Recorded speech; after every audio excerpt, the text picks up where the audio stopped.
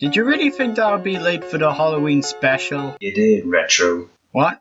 Halloween was last month. Oh. Well then. Welcome to the Christmas special. December's a month away, dude. It's November, shut up! Undertale started out as a ROM hack for Earthbound, which is a game that I've never played before. Shut up. And then it went into a Kickstarter campaign as a non-run hack game, reaching 10 times its goal. Damn! It was made by Toby, who previously did the music for a webcomic called Homestruck. And that's it for development. Undertale was then released on PC worldwide on September 15th, 2015, and then recently on PlayStation 4 and PlayStation Vita on August 15th, 2017. The story begins when monsters and humans live together, but then one day, a war began between them, with the humans being victorious. They then sealed the monsters underground with a magic spell. Many years later, in the year 2016, what? A human child, aka me, climbed to the top of Mount Ebot and fell into a giant hole which leads to the underground. You then meet Flowey. Flowey the flower, who tells you about these friendly pellets that will give you love, which is a way of leveling up. Well, okay then, I need some love. Wait, what just happened? You idiot. In this world, it's kill or be killed. Oh. Well, this is the end of the review, I guess.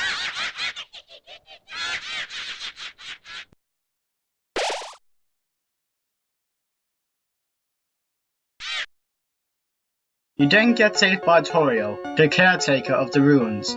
She then guides you through the ruins puzzles. But after what just happened, it's hard to trust anyone anymore.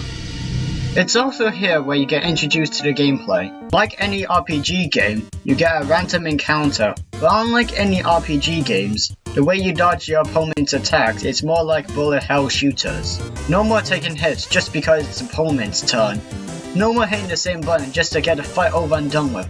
No more taking turns. Oh wait, that still happens. Another interesting thing is choosing whether or not you want to fight. You could choose to kill your opponent, but you can choose not to fight if you want to help them using the act option and then spare them. There are also 3 main endings. The neutral route, which is not doing what the next 2 routes want you to do. The genocide route is where you have to kill everyone. What was that? The pacifist route, where you have to spare everyone. You cannot fight. You cannot die. You just got to survive. For the fans to be surprised. 49 and counting. I'll be talking about all 3 routes, starting with the neutral route. She then tells you that this is your new home, but you still want to go back to the surface. She then blocks the exit, trying to protect you from someone called Asgore. You then go into a battle, in which I kill them. You then leave the ruins where the name of the game appears, just in case you've forgotten what you're playing. And after that, you meet Sans.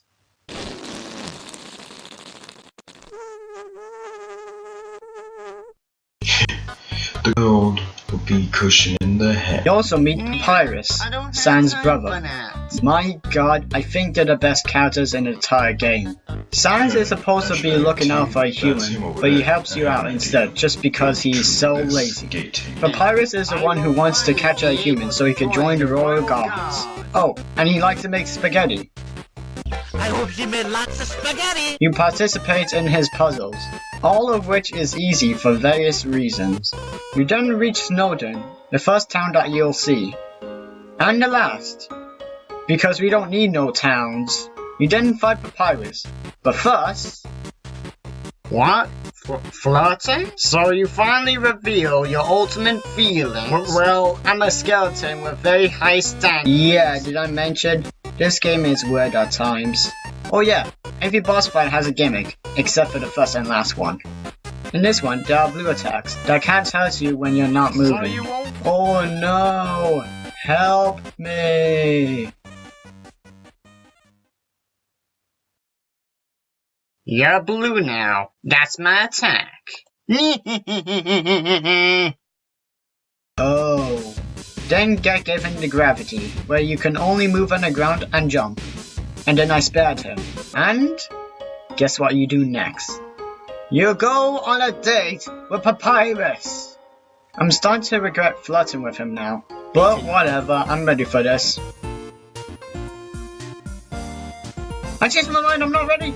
He then confesses that he doesn't love you, but we are still friends. And he gives you his phone number for when you need his help. Wow. Oh yeah, I got a phone from Toriel. I forgot to mention that. And then I called him. Have you heard of something called a door? Wait, don't worry, I'll draw a diagram for you. You then go to the waterfall where you meet Undyne, head of the Royal Guard, and the Monster Kid. Undyne wants to take your soul along with 6 other human souls so Asgore, who is king of the monsters, can become God, break the barrier between the underground and the surface, and kill all humans. She then tells you about how it all started.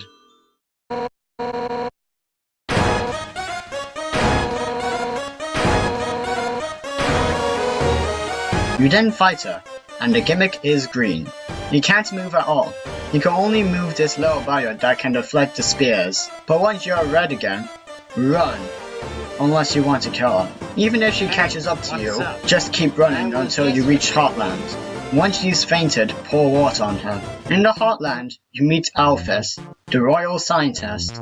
She was watching you through the big screen there ever since you left the ruins. She was supposed to stop you, but she now wants to help you.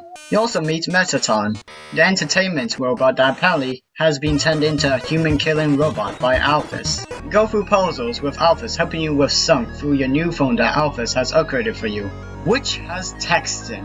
My god, texting! You occasionally run into a Metaton who tries to kill you in an entertaining way. A quiz, cooking show, and even a musical.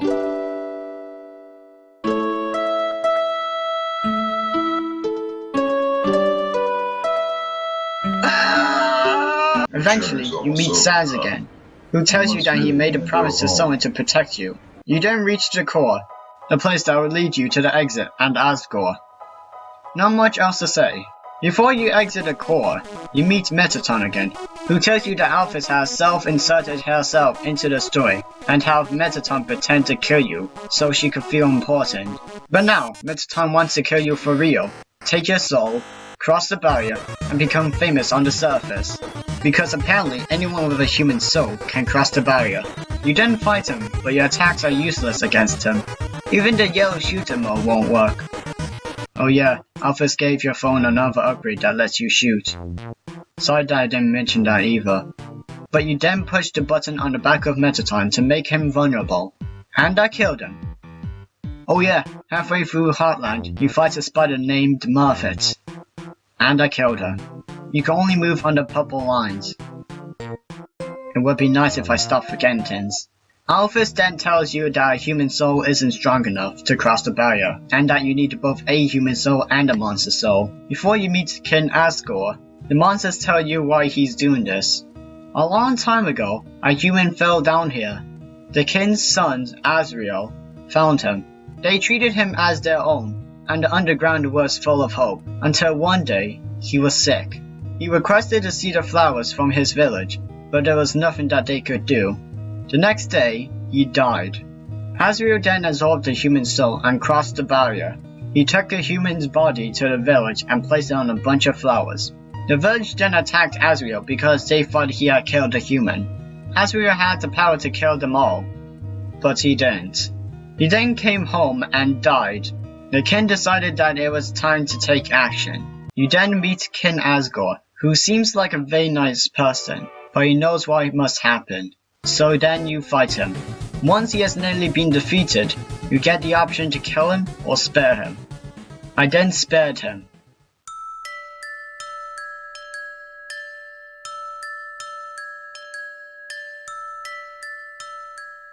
Should I tell him, guys?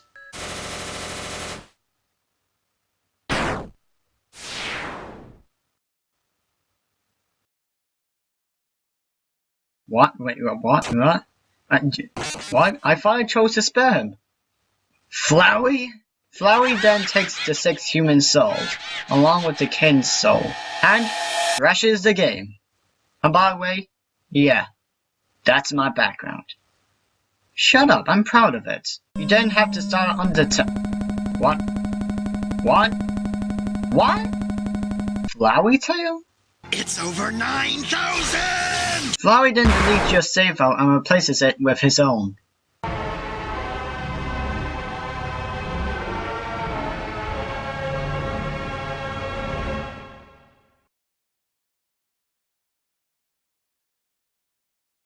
Ew. You then fight Photoshop Flowey, while occasionally getting help from the human souls. And let me tell you, this boss is hard. Your attacks against him are useless, but after getting help from all of the human souls, they reduce his defense so you have a chance. And once you've beaten him... Oh, come on! He then kills you multiple times. The power of save files. You then call for help one more time.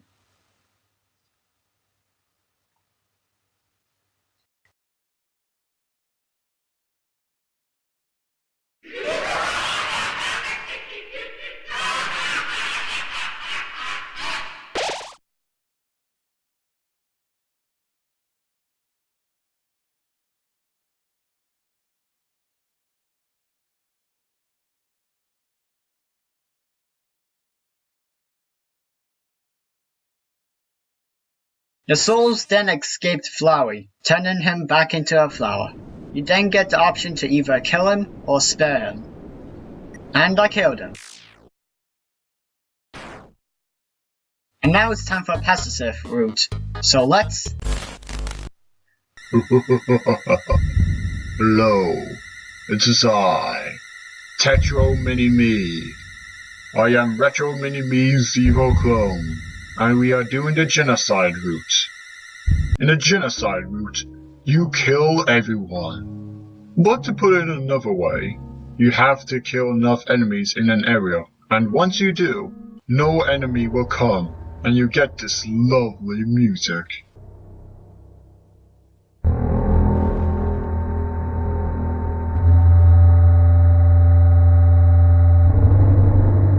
You also have to kill the bosses. Whoa, I knew I was drawn, but I didn't know I was that strong. Yeah, apparently you instant kill every boss. Wow! After the ruins, you will notice a few differences. The music is slower. The save points tell you how many enemies there are left. Everyone is scared of you, and you ignore everything because all you care about is to kill everyone and every turn. You even attempt to kill Monster Kid, but get saved by Undone. And you kill... What? What? Okay then. Finally, a real boss fight. A really hard boss fight. And once you kill her, she tells you the Alphys has evacuated everyone. Apparently not everyone listened. You then continue the killing streak. And before you meet the king again, Sans blocks the way, and you go into a fight. Now watch this.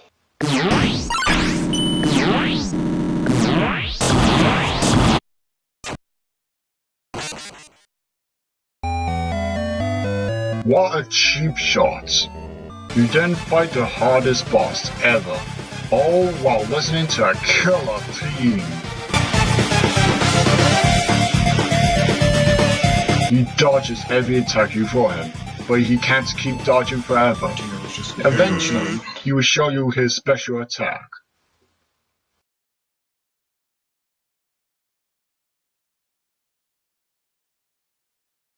Yep, that's right. It's literally nothing, and not going to be anything. You then kill him, the king, and Flowey, who begs for mercy.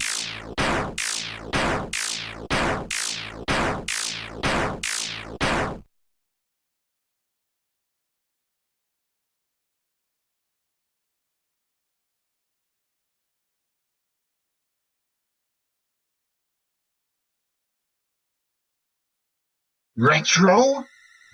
Retro then asked if you want to destroy what's left of the underground. And I said yes.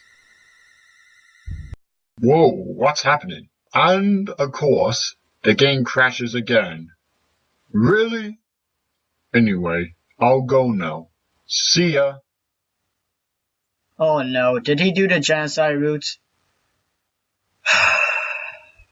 Once whatever happens, you have to sit through a black screen with wind for 10 minutes. 10! After that, you get an option if you want to bring back this world in exchange for your soul. Just say yes, because if you don't, you will have to wait another 10 minutes for the same choice. After that, you start the game over again. Now, time to start the pacifist route. In this route, you can't kill anyone. Don't even use the fight option, just use the act and spare option. You also have to do other side quests. There are special ways to spare the boss though. To spare toil, just keep choosing spare. You already know Papyrus, Flut, Date, Rejected. In Waterfall, save Monster Kid from falling to his death. Then spare Under in the same way I did. But after doing so, go to a house where Papyrus is waiting and complete the handout. Whoopsie doopsie. I just remembered. I have to go to the bathroom. You two have fun.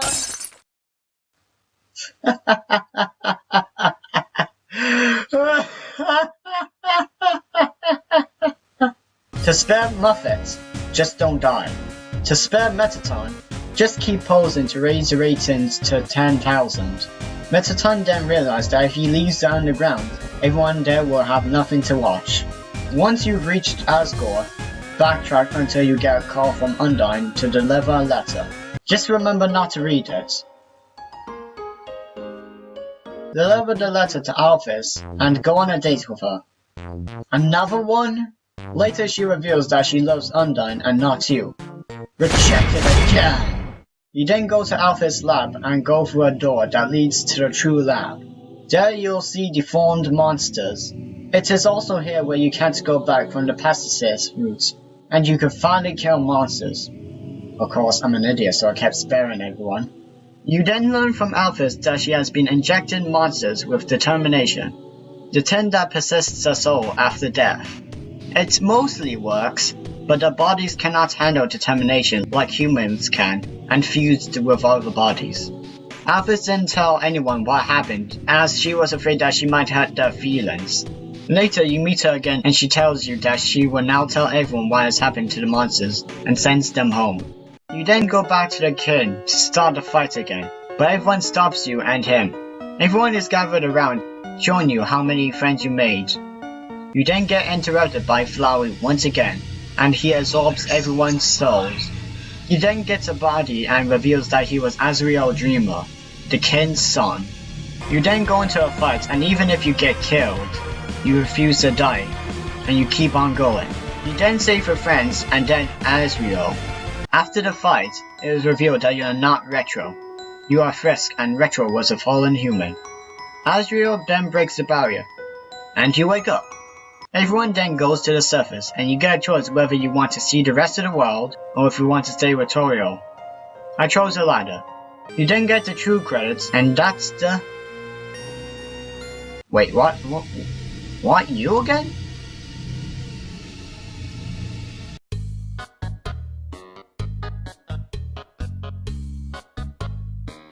Oh. You then get a minigame where you have to avoid the names of the people who supported this game on Kickstarter. Of course, I'm an idiot, so I went for the names.